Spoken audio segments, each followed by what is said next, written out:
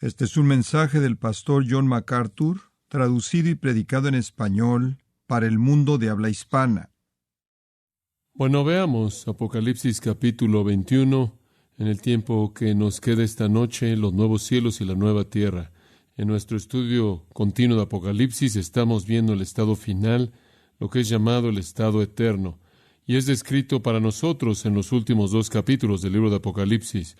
Eclesiastés 3:11 dice que Dios ha puesto eternidad en el corazón de los hombres. Eso significa que hay un anhelo en el corazón del hombre por la vida eterna. Sin la esperanza de la vida después de la muerte, sin la esperanza de la eternidad, sin la esperanza del cielo, la vida es reducida a lo que Macbeth dijo después de la muerte de la reina, un cuento contado por un torpe lleno de sonido y furia que significa nada. Y entonces la expectativa de una vida futura es muy importante. La expectativa del cielo es la única realidad que puede hacer que la vida aquí y ahora tenga algún significado duradero. Conforme usted llega a la conclusión de la Biblia, Apocalipsis es el final. Usted llega a la conclusión de la Biblia y usted llega a la descripción del cielo. La palabra final de Dios para nosotros está aquí, en lo que describe cómo será el cielo. Y la Biblia entonces cierra con una presentación dramática de la realidad maravillosa del cielo, la esperanza en el futuro que hace que la vida en el presente valga la pena vivir. Aquí está el lugar, aquí está la esfera, aquí está la habitación, aquí está la experiencia de los santos para siempre. Comenzando en el capítulo 21, versículo 9, usted tiene una descripción muy detallada de la Nueva Jerusalén, la ciudad capital del cielo, la ciudad santa descendiendo de la presencia de Dios al estado final. Pero antes de que veamos esa descripción que comienza en el versículo 9, hay una introducción en los versículos 1 al 8 que hemos estado viendo. Realmente es introducción. Simplemente nos presenta la idea y algunas de las características de este estado final y después más detalles siguen en el versículo 9. Permítame leerle los primeros 8 versículos. Vi un cielo nuevo y una tierra nueva, porque el primer cielo y la primera tierra pasaron, y el mar ya no existía más. Y yo, Juan, vi la santa ciudad, la nueva Jerusalén, descender del cielo, de Dios, dispuesta como una esposa ataviada para su marido. Y oí una gran voz del cielo que decía: He aquí el tabernáculo de Dios con los hombres, y Él morará con ellos, y ellos serán su pueblo, y Dios mismo estará con ellos como su Dios. Enjugará Dios toda lágrima de los ojos de ellos, y ya no habrá muerte, ni habrá más llanto, ni clamor, ni dolor, porque las primeras cosas pasaron. Y el que estaba sentado en el trono dijo: He aquí, yo hago nuevas todas las cosas. Y me dijo: Escribe, porque estas palabras son fieles y verdaderos. Y me dijo: Hecho está, yo soy el Alfa y el Omega, el principio y el fin. Al que tuviere sed, yo le daré gratuitamente de la fuente del agua de la vida. El que venciere heredará todas las cosas, y yo seré su Dios, y él será mi hijo. Pero los cobardes e incrédulos, los abominables y homicidas, los fornicarios y hechiceros, los idólatras y todos los mentirosos, tendrán su parte en el lago que arde con fuego y azufre, que es la muerte segunda. Ahora, de nuevo, habiendo leído eso, inicialmente se nos recuerda la realidad de que vivimos en un mundo y en un universo que será destruido totalmente. Usando una palabra que bien pudo haber sido inventada, será descreado. Dejará de existir. Eso es lo que dice en el versículo 1. El primer cielo y la primera tierra pasaron, desaparecieron, dejaron de existir. Ahora recuerde, esto ocurrirá después del reino milenario de 1000 años, que es descrito en el capítulo 20. Ocurrirá en el tiempo cuando Dios juzgue a todos los impíos en el gran trono blanco. Después de que termine el reino milenario, Cristo destruye la última rebelión satánica, el universo es destruido y después todos los impíos son traídos ante Dios en el juicio del gran trono blanco. Después del juicio del gran trono blanco, el primer cielo y la primera tierra habiendo pasado, el capítulo 21, versículo 1 dice que una nueva tierra y un nuevo cielo existirán. Para darle otra perspectiva de este mismo gran holocausto en el cual el mundo es destruido y el universo con él, quiero que pase a 2 de Pedro, porque usted realmente no puede tener el panorama completo a menos de que compare 2 de Pedro capítulo 3 con el libro de Apocalipsis. Y realmente no he hecho eso y quiero hacerlo en esta noche. En 2 de Pedro capítulo 3 versículo 7, muy parecido a lo que Juan vio en el Apocalipsis, Pedro recibió a manera de revelación de Dios. 2 de Pedro escribe: Pero los cielos y la tierra que existen ahora están reservados por la misma palabra, guardados para el fuego en el día del juicio y de la perdición de los hombres impíos. Ahora, Pedro podía esperar la disolución de los cielos y tierra actuales. Vendría en el tiempo cuando el juicio final de Dios cayera, el tiempo que llamamos el día del Señor, el día en el que la gente impía será destruida, en últimas arrojados al lago de fuego. En el versículo 8, mas, oh amados, no ignoréis esto, que para con el Señor un día es como 1000 años, y 1000 años como un día. Ahora, Pedro está diciendo, el sistema actual del mundo, desde el diluvio, será destruido por fuego. Una tormenta de fuego venidera espera a este sistema. La materia dejará de existir, todo movimiento se detendrá y únicamente la energía divina permanecerá. Incluirá la destrucción de los hombres impíos. Obviamente los piadosos no son destruidos, son llevados a la gloria. Y después en el versículo 8, él dice que un día con el Señor es como 1000 años y 1000 años como un día. Y eso, por cierto, es tomado por Pedro del Salmo 90, versículo 4. Y no podemos confinar a Dios a una agenda. Dios está más allá del tiempo. Sin embargo, aquí hay una referencia muy clara a 1000 años siendo iguales a un día. Ahora recuerde que en Apocalipsis capítulo 20 también discutimos 1000 años, porque ahí habla del reino y acerca de cómo Satanás será atado por 1000 años. Entonces, conforme Juan está viendo al tiempo final, él ve un periodo de 1000 años, y conforme Pedro ve el tiempo final, él comenta acerca de 1000 años. De hecho, en los versículos 4 al 7, siga esto con cuidado. De 2 de Pedro 3, en los versículos 4 al 7, Pedro está describiendo el regreso de Cristo en juicio. Esto es antes del reino. Es el juicio en el regreso de Cristo cuando Él viene y destruye a los impíos. Después, en los versículos 10 al 13, Pedro describe un periodo al final del reino milenario, y él describe la creación del nuevo cielo y la nueva tierra. Y él habla en el versículo 10 de que los cielos pasarán con gran estruendo y los elementos ardiendo serán deshechos y la tierra y las obras que en ella hay serán quemadas. Versículo 13, pero nosotros esperamos según sus promesas cielos nuevos y tierra nueva. Ahora es muy importante señalar esto. Los versículos 4 al 7 hablan acerca de algo al final de la tribulación, antes del reino milenario. Los versículos 10 al 13 hablan de los acontecimientos al final del reino. Entonces usted tiene el día del Señor realmente comenzando al final de la tribulación y terminando al final del reino. Y la gente hace esa pregunta: ¿cómo puedes tener el día del Señor separado por 1000 años? De hecho, algunos amilenaristas en cierta manera menosprecian ese punto de vista, y Pedro no podía responderlo de manera más explícita de lo que lo responde aquí al decir en el versículo 8 que un día es como 1000 años con el Señor y 1000 años como un día. Él está diciendo, no deberá ser un problema para ustedes que la primera parte de esta descripción ocurre previa a los 1000 años y la última parte al final de los 1000 años, cuando usted se da cuenta de que con Dios 1000 años son como un día, y en este caso esto es el día del Señor. Entonces Pedro ve el día venidero del Señor, y él sabe a manera de revelación que hay una característica de 1000 años dentro de esto, aunque él ciertamente no lo vería con tanta claridad como Juan comenzó a verlo, debido a que hubo revelación después. Y después vaya al versículo 10. Pero el día del Señor vendrá como ladrón. Esa es una sorpresa. Ese es un ladrón que roba de manera sorpresiva. Cuando el día del Señor venga, vendrá como ladrón, inesperadamente. Y esto está describiendo lo que tiene que suceder al final del reino.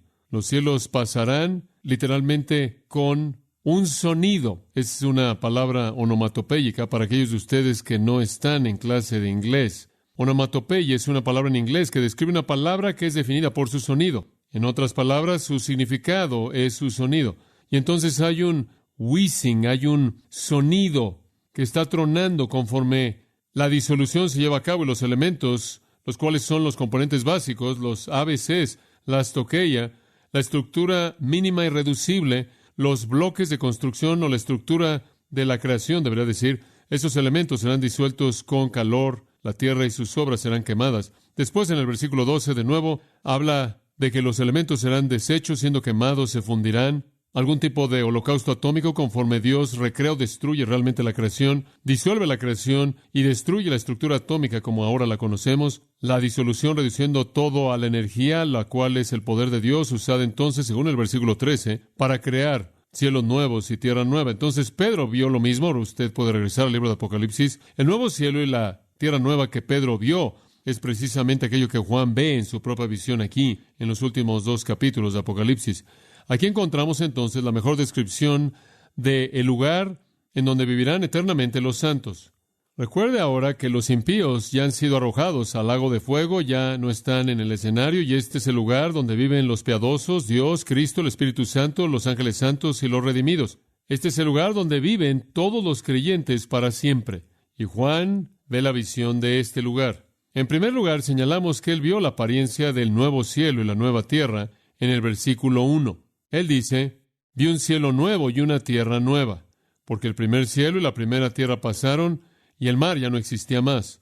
Ahora recuerde, conforme el capítulo abre, todos los pecadores de todas las épocas ya no están. Sean demonios o hombres, incluyendo a Satanás, todos están en el lago de fuego, confinados para siempre en castigo de angustia. El universo entero ha dejado de existir y en su lugar Juan ve una nueva kairos, un nuevo tipo, una nueva calidad de creación. Y es identificada como una en la que no hay mar. Señalamos el hecho de que eso significa que no funciona como una existencia basada en el agua como la nuestra en la actualidad. Después vimos, en segundo lugar, no solo la apariencia del nuevo cielo y la nueva tierra, sino la capital. En el versículo 2, y yo, Juan, vi la santa ciudad, la nueva Jerusalén, descender del cielo de Dios, dispuesta como una esposa ataviada para su marido. Y creo que esta es la ciudad capital del cielo, la nueva Jerusalén. Aquí es en donde el Padre vive, aquí es en donde Dios mora entre su pueblo. Esto es a lo que Jesús se refirió cuando Él dijo, me voy para preparar lugar para ustedes y regresaré y los recibiré para mí mismo, para que donde yo esté también ustedes estén. Este es el lugar donde todos los creyentes que han muerto viven, están con el Señor en este momento, en este lugar, y el lugar en donde están con Él ahora sobrevivirá la destrucción, claro, del universo y descenderá a los nuevos cielos y la nueva tierra desde el cielo de Dios, lo cual trasciende cualquier creación. Y entonces esta ciudad capital entonces es vista descendiendo, porque ya tiene a todos los santos de todas las edades que han muerto, que están viviendo ahí, morando ahí, y descubriremos más acerca de ella y su descripción comenzando en el versículo 9. Entonces vimos la apariencia de la capital de la nueva tierra, y en tercer lugar, la realidad suprema. De aquí es en cierta manera en donde nos quedamos las últimas 2 semanas. El versículo 3 nos habla de la realidad suprema. Y oí una gran voz del cielo que decía, aquí el tabernáculo de Dios con los hombres, y Él morará con ellos, y ellos serán su pueblo, y Dios mismo estará con ellos como su Dios. 3 veces dice, Dios estará entre ellos. Esa es la realidad suprema, comunión con Dios, viéndolo como luz gloriosa, adorándolo, sirviéndolo, e inclusive siendo servido por Él, como Lucas 12, 35 al 40 señaló. Ahora eso nos lleva al texto para esta noche. Lleguemos a un cuarto punto, conforme vemos esta descripción, que es una introducción, y hemos considerado la apariencia, la capital y la realidad suprema de los nuevos cielos y la nueva tierra. Aquí está un cuarto punto, los cambios. Ahora vamos a descubrir cómo la vida ahí será. Y la única manera en la que puede ser descrita para nosotros realmente es con negativos. No podemos entender lo que no podemos entender. No podemos entender lo que no podemos percibir, o lo que no podemos concebir, o lo que no podemos experimentar. Y entonces la única manera en la que podemos entender lo que no podemos ver, lo que no podemos entender, lo que no podemos experimentar, es entenderlo por su diferencia con lo que experimentamos. Y entonces usted tiene una serie de no habrá más o ya no habrá más, los cuales demuestran para nosotros la diferencia. Resumiéndolo, la experiencia antigua humana se acaba para siempre. Se acaba para siempre. En el versículo 4, observe lo que Juan dice.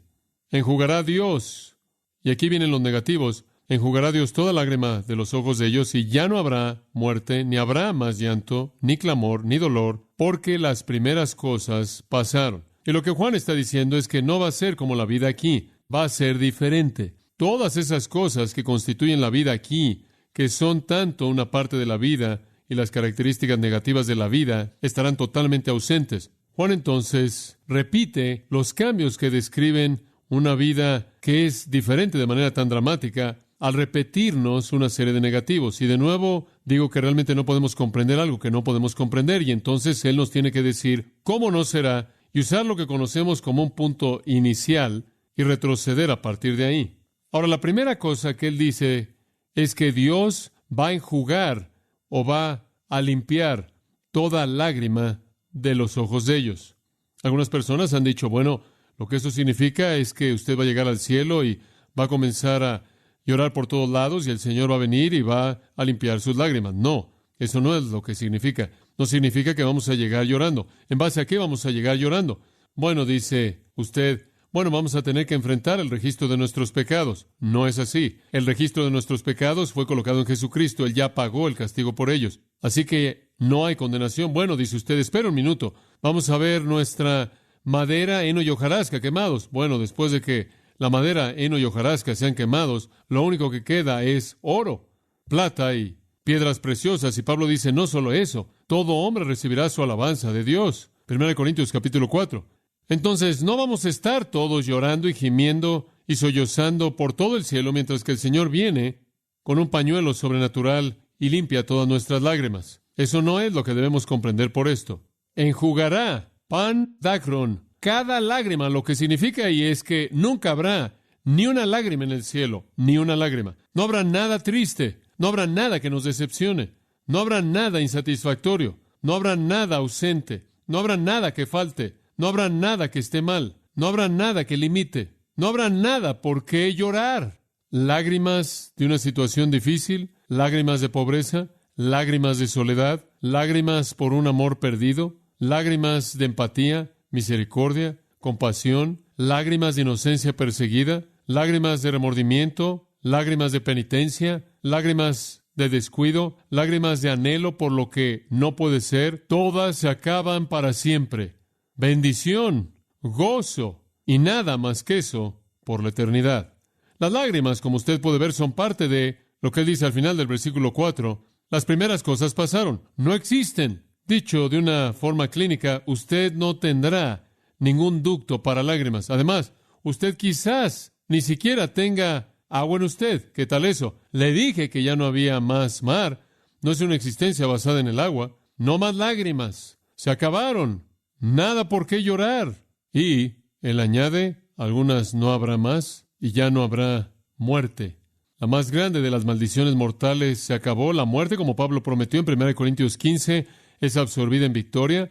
La muerte se acabó, es eliminada. Nadie más muere. De hecho, regresa al capítulo 20, versículo 14. La muerte misma es arrojada al lago de fuego. Lo que eso le dice a usted es que la muerte muere. La muerte ya no existe. Se va para siempre, junto con aquel que tenía el poder de la muerte. Hebreos 2:14, esto es Satanás, quien usaba ese poder de la muerte para infundir temor en los corazones de todos los hombres. No más muerte ahí, la canción dice, no más lágrimas ahí.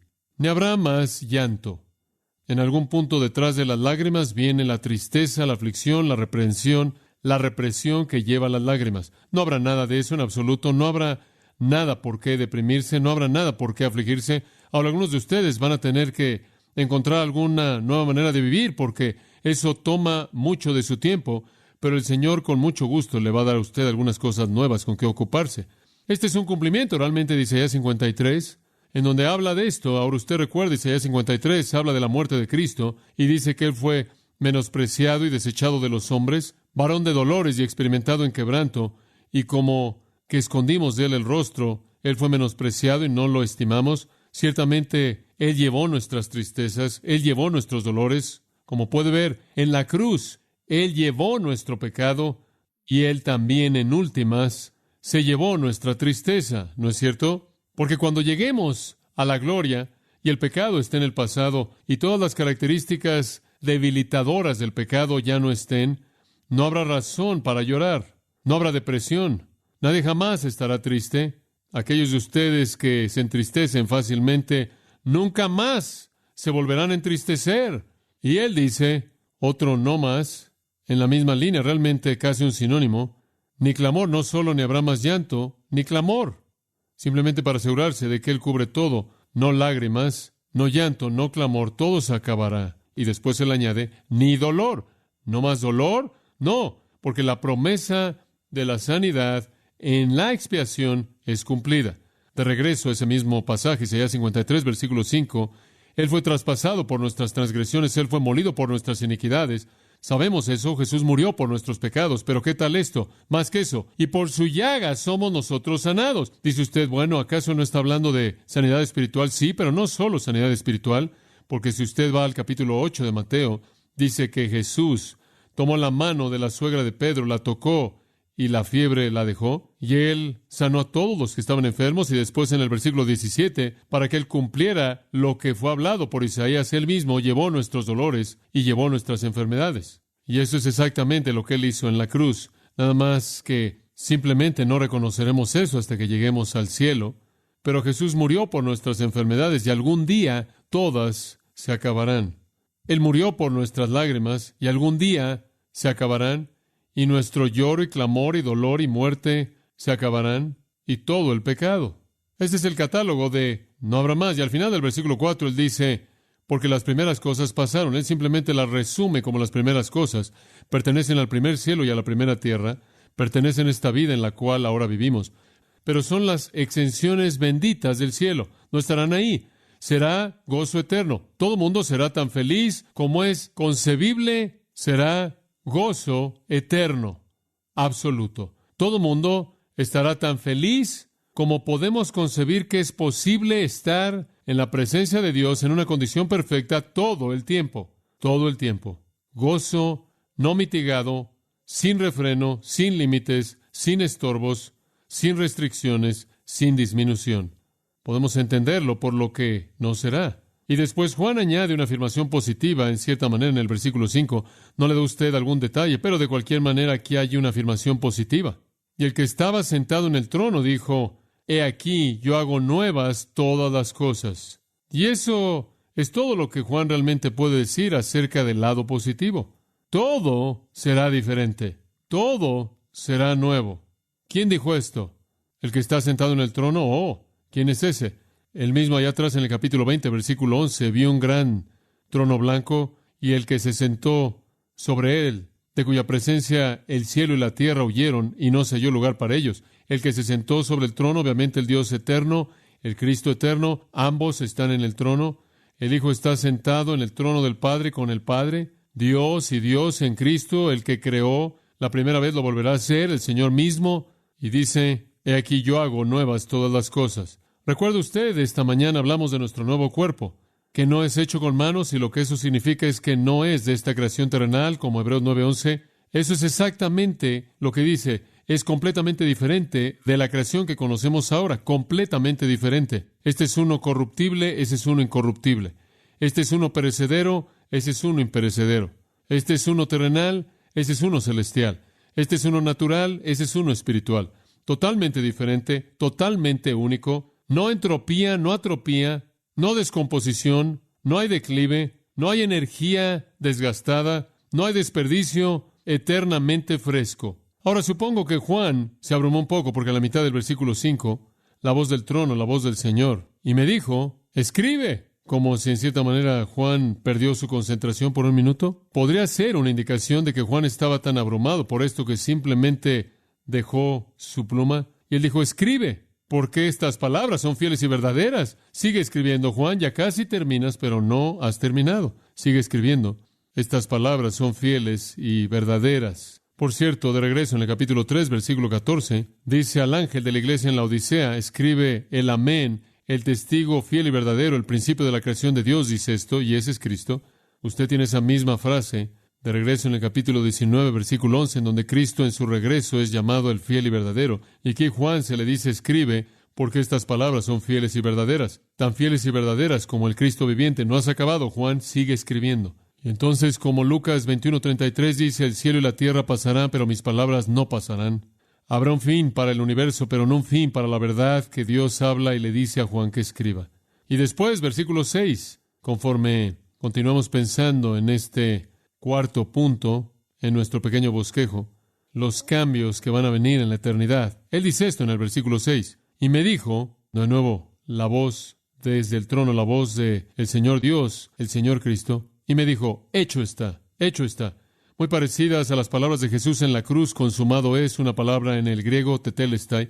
Se acabó. Cuando Jesús dijo eso en la cruz, Él había logrado el propósito redentor de Dios al llevar el pecado. Él lo había hecho. Pero aquí, cuando dice, hecho está, realmente está hecho.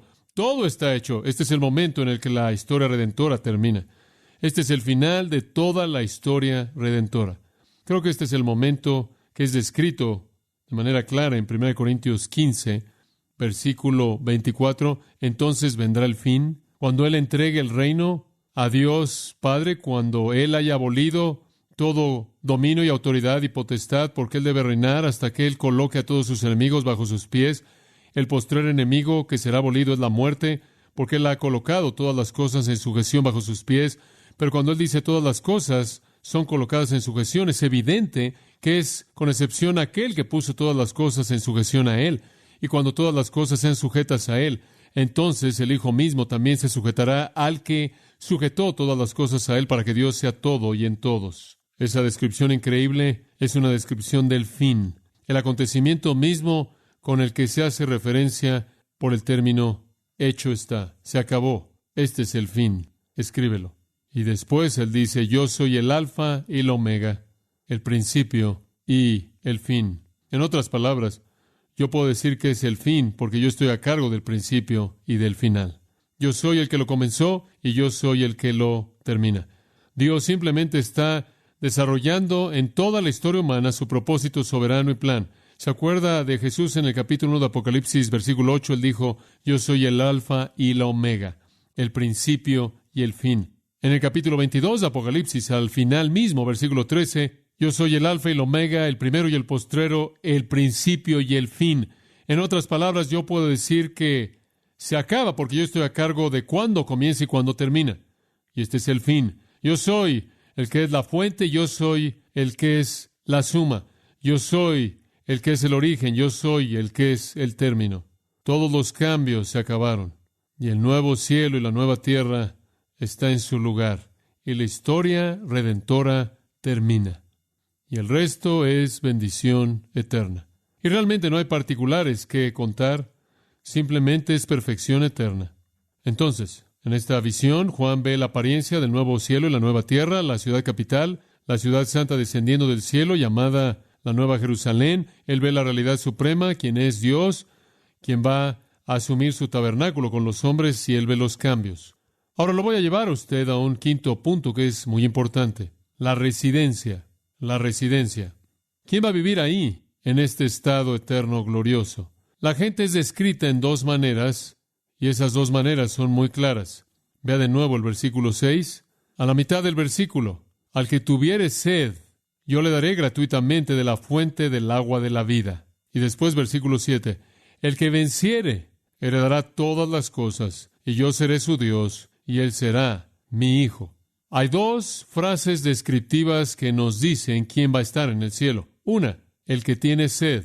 Dos, el que vence. Esas son las dos frases descriptivas.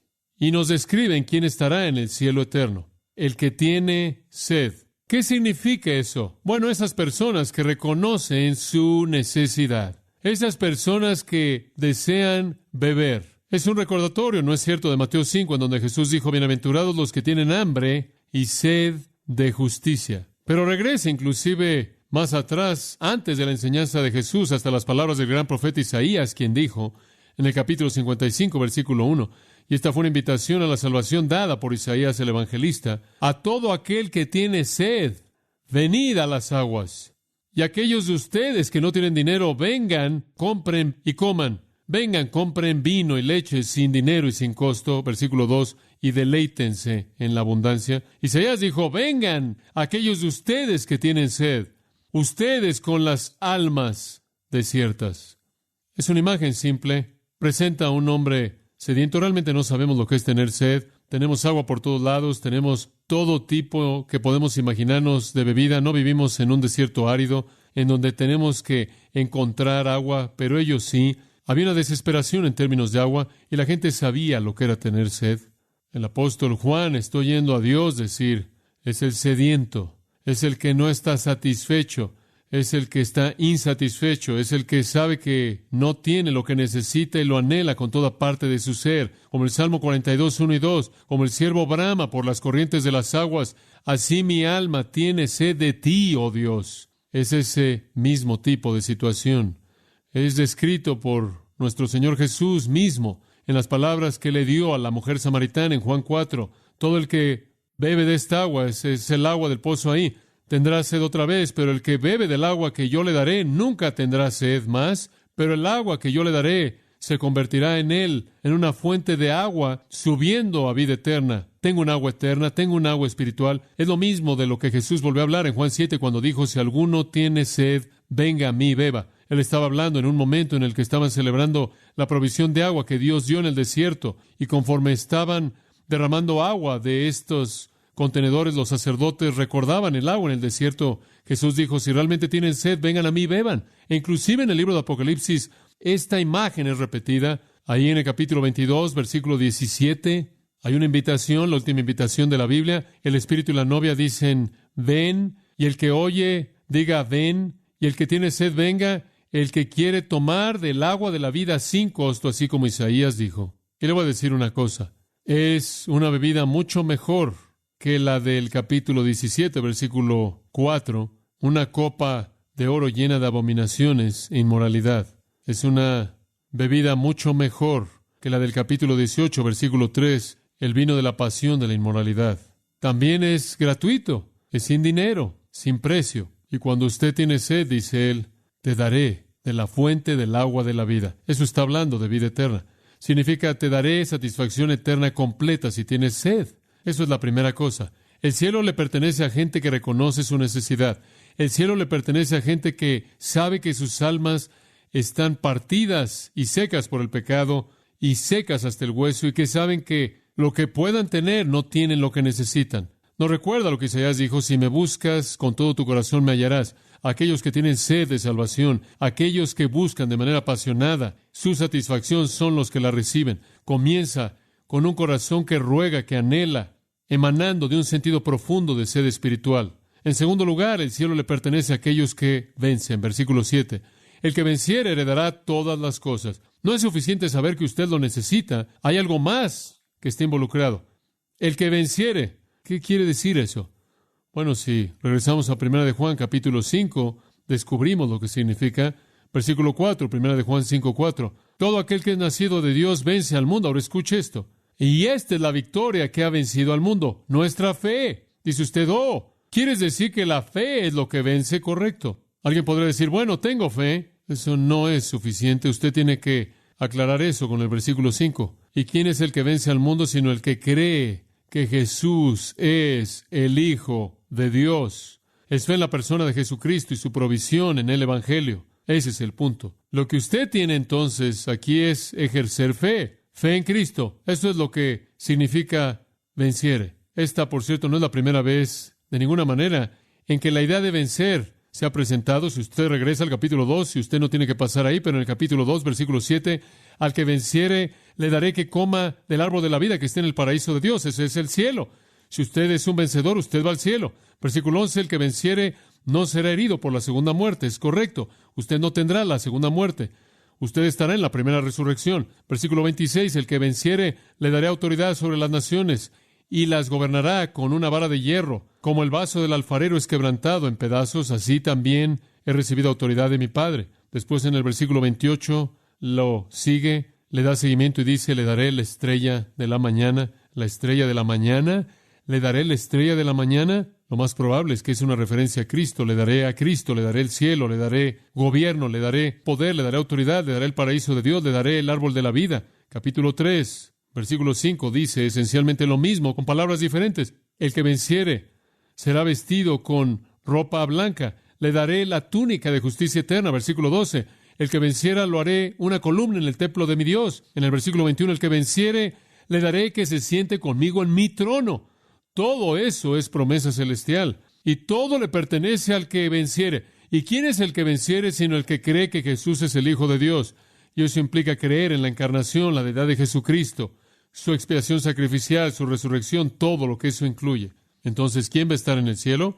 Aquellas personas que han visto la naturaleza seca de sus almas, esto es, esas personas que reconocen su pecaminosidad, esas personas que vienen con un espíritu quebrantado y contrito, esas personas que vienen en bancarrota moral, esas personas que vienen rogando, mansos y humildes, esas personas aplastadas por su falta de satisfacción y aislamiento de Dios en la ausencia de agua espiritual, y esas personas que ejercen fe en el Señor Jesucristo. Usted tiene las dos cosas que nos siguen a lo largo del Nuevo Testamento: arrepentimiento del pecado, un volverse del desierto espiritual, y fe ejercida en el Señor Jesucristo. Esas son las personas que vendrán al cielo. Y Él dice, el que venciere heredará todas las cosas. ¿Qué cosas? La nueva creación. La nueva creación. Un nuevo cuerpo, en un nuevo lugar, en el estado eterno. Los nuevos cielos y la nueva tierra. Ellos son los que recibirán lo que Pedro llama una herencia, que es incontaminada, imperecedera e inmarcesible, reservada en los cielos, en 1 Pedro 1:4, una herencia reservada en el cielo. Ellos son los que recibirán la redención del cuerpo, la manifestación gloriosa de los hijos de Dios, gloria eterna.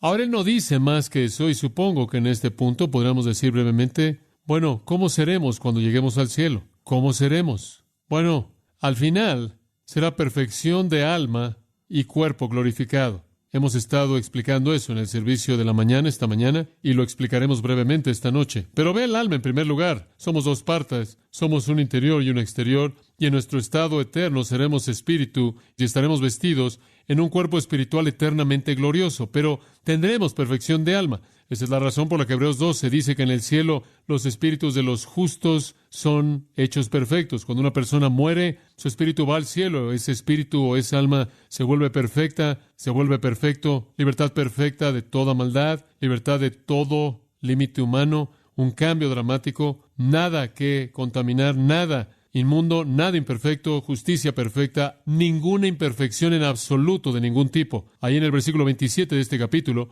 nada inmundo en el cielo, nadie que practica la abominación ni mentira jamás entrará. Nada de eso está ahí. Nada de eso en absoluto. Capítulo 22, versículo 14. Sus túnicas serán lavadas antes de que lleguen a entrar. Y en el versículo 15 dice, afuera están los perros y los hechiceros y personas inmorales y homicidas e idólatras y todo aquel que ama y practica la mentira. Todos están afuera de los nuevos cielos y la nueva tierra en el lago de fuego. Nada jamás que contamina entrará nunca en el cielo. Ningún pecado, ni sufrimiento, ni tristeza, ni dolor, ni dudas, ni temor de desagradar a Dios, ninguna tentación por Satanás, el mundo, la carne, ninguna persecución, ni culpabilidad, ni abuso, ni división, ni discordia, ni argumentos, ni odio, ni contiendas, ni decepción, ni enojo, ni esfuerzo, ni pérdida de energía, ni cansancio.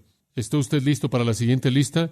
Ninguna oración, ni ayuno, ni arrepentimiento, ni confesión de pecado, ni lloro, ni velar, ni preocupación, ni ansiedad, ni enseñanza, ni predicación, ni aprendizaje, ni evangelismo, ni testimonio, placer perfecto, conocimiento perfecto, comodidad perfecta, amor perfecto. Ese es el cielo. Me imagino que podremos resumirlo al decir gozo perfecto. Sea cual sea el gozo que viene en esta vida, siempre está mezclado con tristeza y siempre es temporal. Y en esa vida es gozo eterno perfecto. El gozo del cielo no está mezclado y es interminable.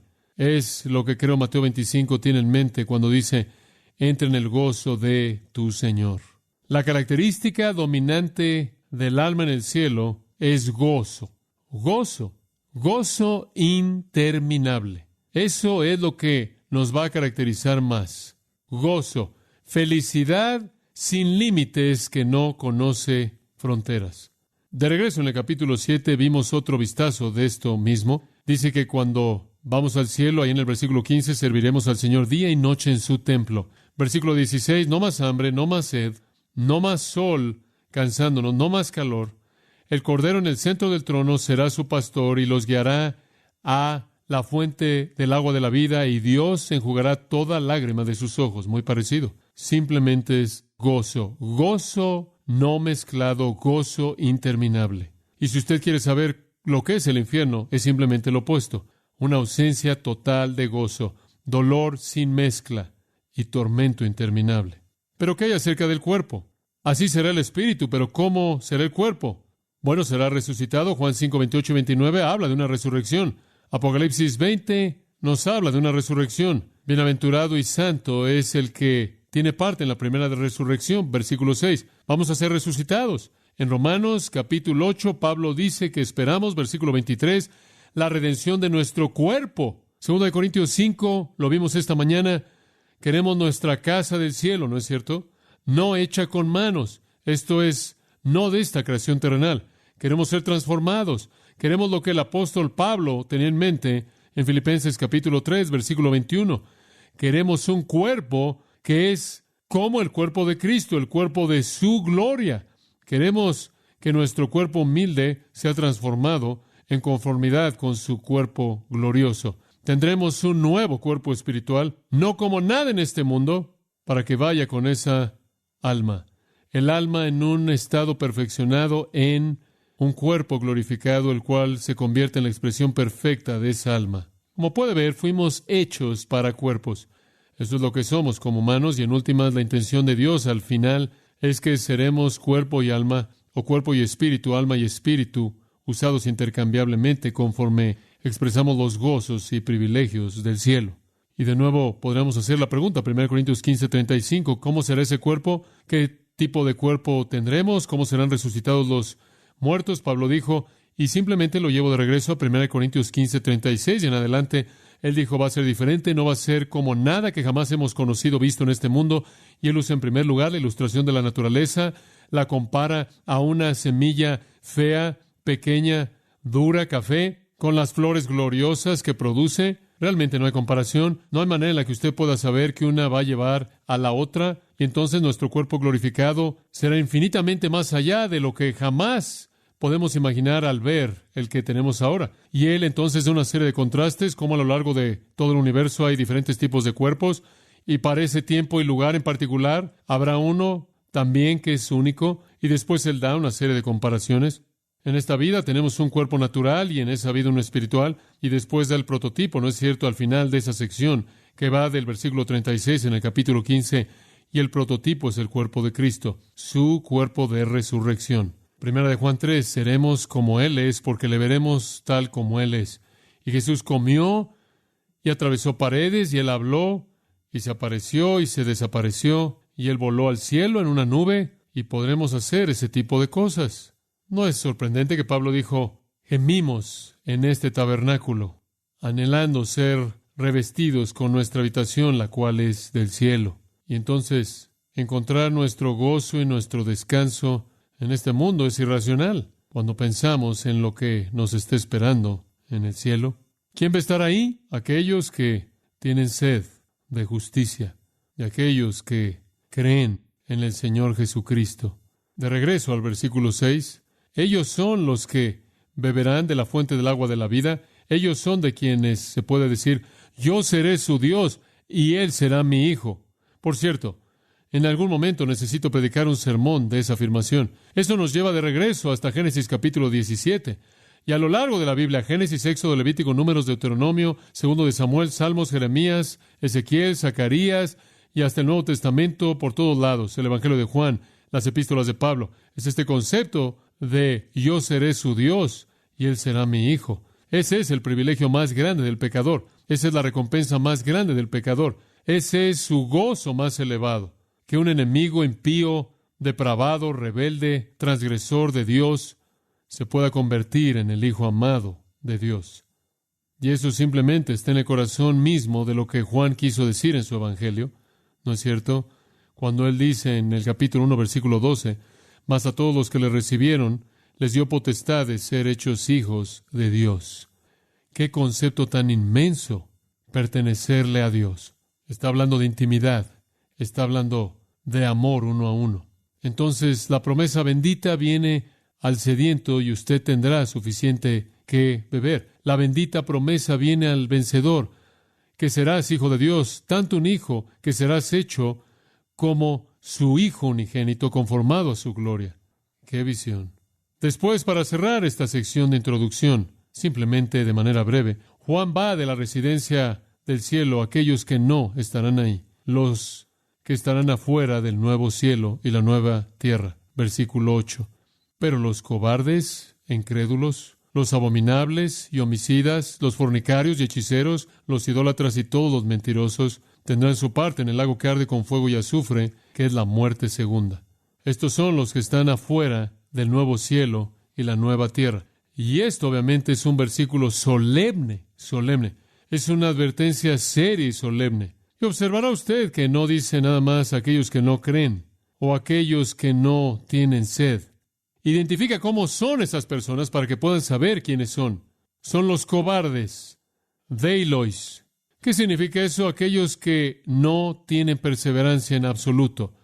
Realmente describe a aquellos que son como el suelo duro en donde la planta germinó por un poco de tiempo cuando la semilla del Evangelio es sembrada, pero cuando la persecución comenzó y el sol comenzó azotar, hubo un precio que pagar por pertenecer a Dios y se desvanecieron. Aquellos que temen la persecución, aquellos que no están dispuestos a aceptar el costo del discipulado, aquellos que no quieren tomar su cruz y morir, aquellos que debido a la ausencia de valentía demuestran que son carentes de salvación, aquellos que salieron de nosotros porque nunca fueron de nosotros, aquellos cobardes que no confiesan a Jesús como Señor y no perseveran hasta el final y no continúan en la fe, firmemente establecidos y perseverando, porque no pueden tolerar el menosprecio de los hombres y no tienen perseverancia. Eso es lo que esa palabra, de hecho, significa. No tienen perseverancia en absoluto, no perseveran hasta el fin, la cual es la marca de los creyentes verdaderos. Se quedan al lado del camino. La gente me pregunta todo el tiempo, ¿qué es acerca de tal y tal? Solía creer y ya no cree. No tiene perseverancia en absoluto. Bueno, para aquellos que no tienen perseverancia, no estarán ahí. No estarán ahí. En Juan 8 Jesús dijo, si permaneciereis en mi palabra, entonces son mis discípulos verdaderos. Hablo de ese asunto en mi libro El Evangelio según Jesucristo. Después también en la nueva edición de ese libro y en La Fe Obra en gran medida. Ese es el punto que se aborda ahí. Y entonces él comienza hablando de esas personas que no perseveran hasta el final. Él los designa después en segundo lugar como incrédulos. Carecen de fe salvadora, tienen dudas y temores. Su fe no es sana y fuerte. Vean su vida, son abominables. Ese término significa alguien que es detestable, alguien quien es vil, alguien que está enredado en impiedad y maldad, alguien que es descrito en Romanos 1, 24 al 32, alguien quien habiéndose desviado del Señor es caracterizado por ese tipo de pecados enlistados ahí.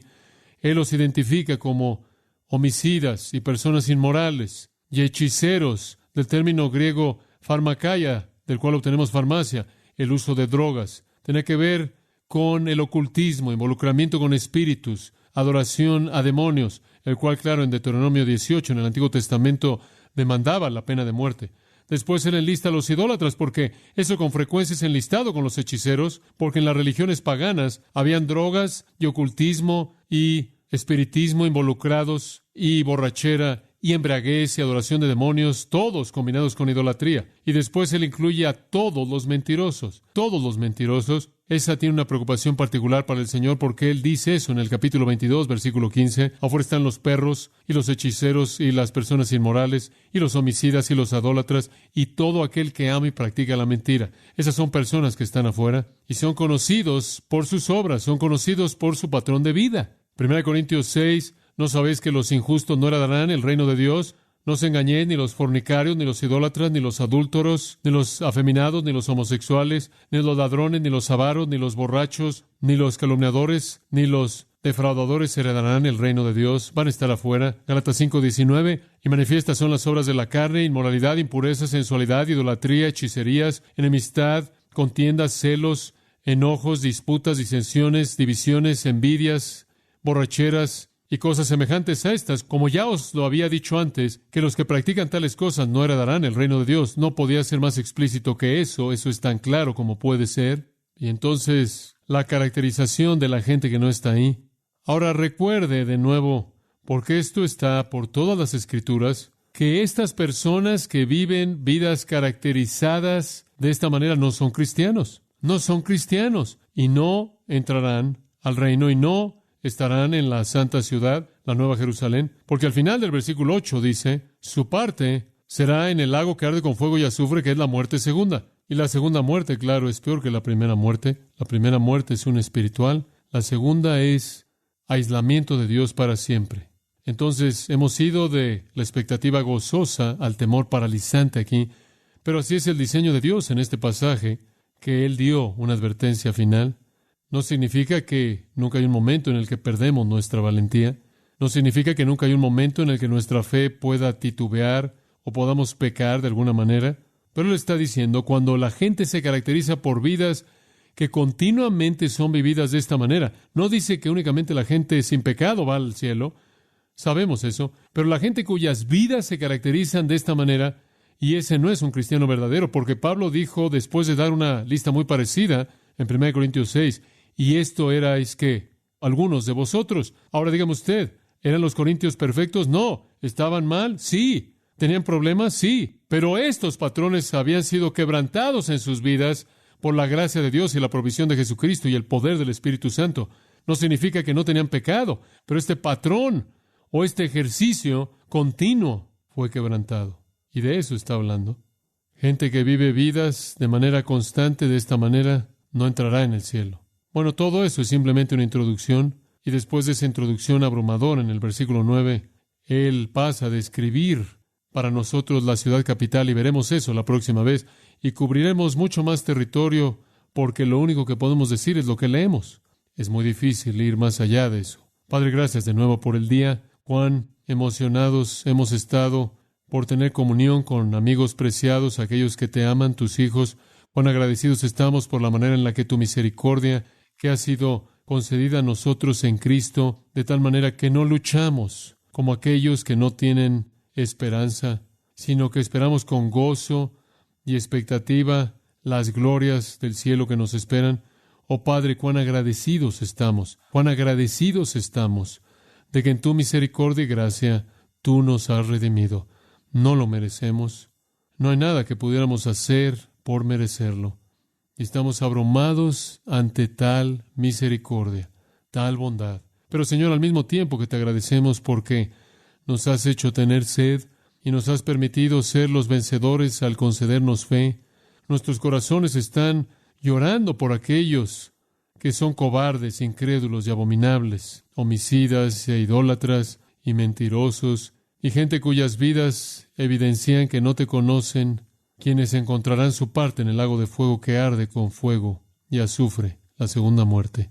Señor, ayúdanos a ser fieles en alcanzar a estos que nos rodean. Si podemos hacer un mensaje como este y cerrar nuestra compasión, oh, cuán duros se han vuelto nuestros corazones. Danos un amor por aquellos que necesitan oír el mensaje de salvación y que seamos firmes y fuertes en advertirle a la gente. Ese es nuestro deber. Que no solo sea un mensaje positivo todo el tiempo, sino que sea un honesto que incluye juicio. Gracias, Padre, por lo que nos has mostrado en tu palabra. Ahora somos responsables por ello. Que lo vivamos en el nombre de Cristo. Amén.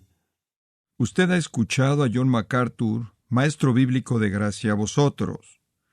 Para más información y acceso gratuito a todos los mensajes de John, así como una lista de libros incluyendo la Biblia de estudio, visite la página web en gracia.org. Gracia a vosotros y el pastor John MacArthur se reservan toda protección y derecho de autor bajo la ley que esté vigente. La información de derecho de autor está disponible en gracia.org, que incluye instrucciones para limitar la duplicación de este archivo digital. Gracia a vosotros es una organización sin fines de lucro, dedicada a desarrollar recursos desde las enseñanzas del pastor John MacArthur, las cuales ofrecen la verdad de las Escrituras. Por otra parte, su apoyo en oración y sus donaciones al ministerio nos ayudan a lograr este propósito para equipar a miles de personas de habla hispana. Si desea hacer una donación o ofrenda, puede hacerlo utilizando su tarjeta Visa, Mastercard, Discovery o American Express, ingresando a gracia.org, y si vive en Estados Unidos o Puerto Rico, también puede llamarnos al 1-866-5-GRACIA, esto es, 1-866-547